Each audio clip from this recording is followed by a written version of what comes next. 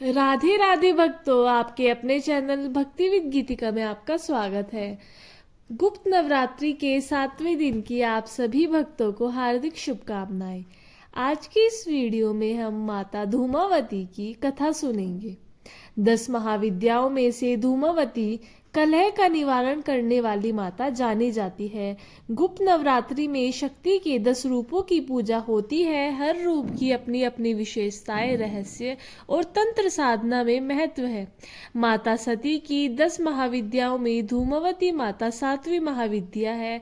यह माता सती का सबसे दिलचस्प और प्रचंड रूप है, जिनकी उत्पत्ति सभी महाविद्याओं से अलग मानी जाती है। माता के अन्य 10 महाविद्याओं की तरह धूमावती भी शक्तिशाली है, लेकिन इनका यह रूप नकारात्मक और सकारात्मक गुणों का समिश्रण है। धूमावती माता विधवा और वृद्ध है। धूमावती विश्व में कलह उत्पन्न करने वाली तथा भूख से व्याकुल माता का एक रूप है। माता के इस रूप को अनिष्ट और दुर्भाग्य के रूप में देखा गया है, क्योंकि इनकी उत्पत्ति ही ऐसे विषम परिस्थिति में हुई थी जहाँ कोई भी स्त्री करुणा की जगह क्रोध तथा विनाश और सौम्यता की जगह प्रचंडता का रूप धारण कर लेगी। उनका यह स्वरूप एक गहरा आध्यात्मिक अर्थ भी लिए हुए है। भक्तों, अब हम जानेंगे कि माता धूमावती की उत्पत्ति कैसे हुई। पौराणिक कथा के अनुसार जब माता सती अपने पिता द्वारा भगवान शिव के अपमान को सहन नहीं कर पाई और अग्निकुंड में प्रवेश कर सती हो गई, तो उनके अस्तित्व के रूप में सिर्फ धुआं ही बचा था।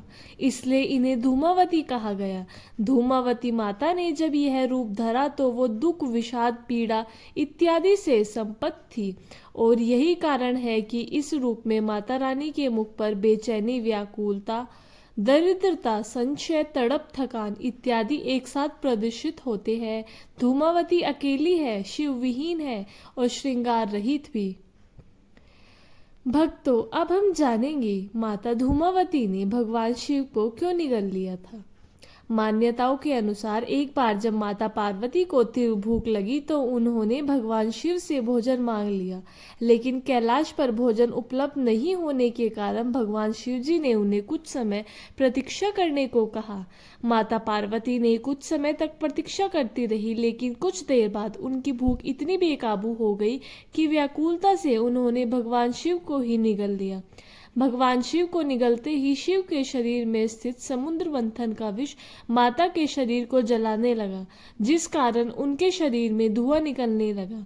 विष के प्रभाव से माता रानी का शरीर धीरे धीरे बूढ़ा होने लगा और उनमें जगह जगह झुर्रियां आने लगी। इस पीड़ा से बेचैन होकर माता पार्वती ने शिवजी को अपने मुंह से बाहर उगल दिया। बाहर आने पर भगवान शिव ने उन्हें क्रोध में विधवा कहा, क्योंकि भूख से व्याकुल होकर वो अपने पति को ही निकल गई थी। इसलिए माता पार्वती के इस रूप को दरिद्र, भूख से व्याकुल व बेचैन स्त्री के रूप में दर्शाया गया है। धूमावती देवी एक बिना घोड़े के रथ पर बैठी दिखती है, जिसके शीर्ष पर कौवा बैठा है।